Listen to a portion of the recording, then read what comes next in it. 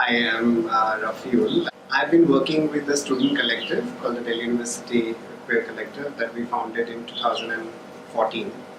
Because I'm no longer a student at the university, I am currently working in advisory capacity. But alongside, I'm also doing another project called the Queer Muslim Project, which is again looking at issues of sexuality but also minority rights.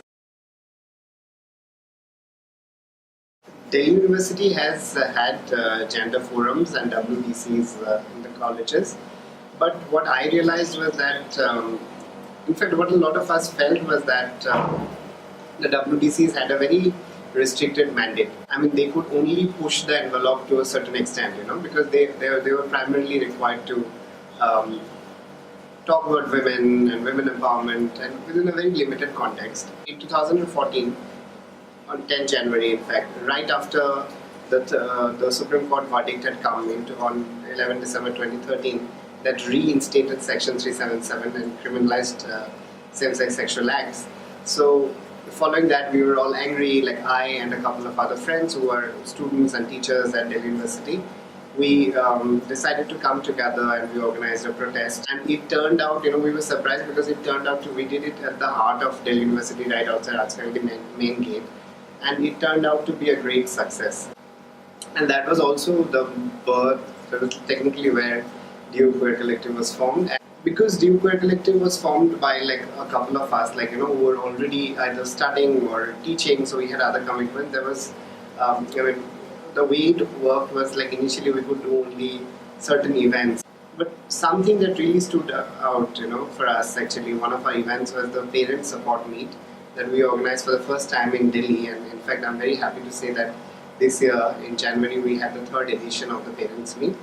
That really stood out for us because we had Deepak Kashyap, who is a counseling psychologist currently in Canada, but he had volunteered to come and really facilitate those sessions. That really also gave us the space to think about queer issues within the university, but also in the larger context of how it applies in the society. We ran a campaign in 2015 called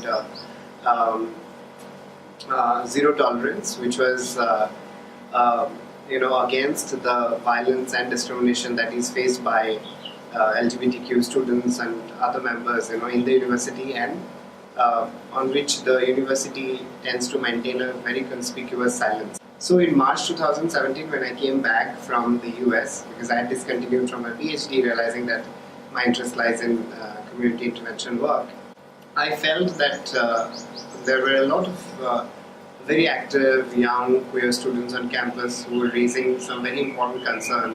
And I felt that there was a need to consolidate that voice. I reached out to Anmol and a couple of other people and said, hey, there is already the Delhi University Queer Collective that is lying almost, dormant. Why don't we really restart it? Thankfully, within a very short period of time, we were able to mobilize a lot of students, especially in North Campus.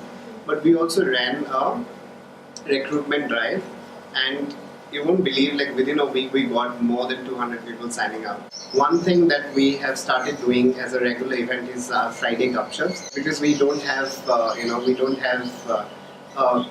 specific venue, and we don't have support from the university. So what we do is we usually gather at the Delhi School of Economics, sociology lawns, and that's where we have these conversations. I'm happy to see that a lot of young students, first year, second year students, are taking the lead. DU Queer Collective right now is alive because of them, I feel. It's a very interesting question because the university, as far as I know, they haven't stopped us. See, it's difficult to get a venue. So whatever events we have done, mostly we have used open spaces. Okay. But the problem, so the university cannot directly stop us. We have also seen that in the past, they usually have, the university has a cameraman who, records all the events, whatever is happening. Interestingly, the university has maintained a very, it has been indifferent to us. That actually has worked for the university because then they don't acknowledge our presence at all. Because if they directly, stop us or don't let us do things, then they will be, the media will just shame them, right? I mean, so they are very careful. So they ignore us completely so that they are not held accountable. And I think that's a problem. We face difficulties in terms of resources, like we don't. It's very difficult to get a venue. If you want a venue in your department, you have to go through the official procedure, which is often not, it doesn't work out. So we have to access open spaces. But like in summers like this, you can't use open spaces, right? When it's so hot, we have to constantly think about how to make the best of whatever little resources we have. How do we function despite all these limitations? I think that really is something that keeps us going also.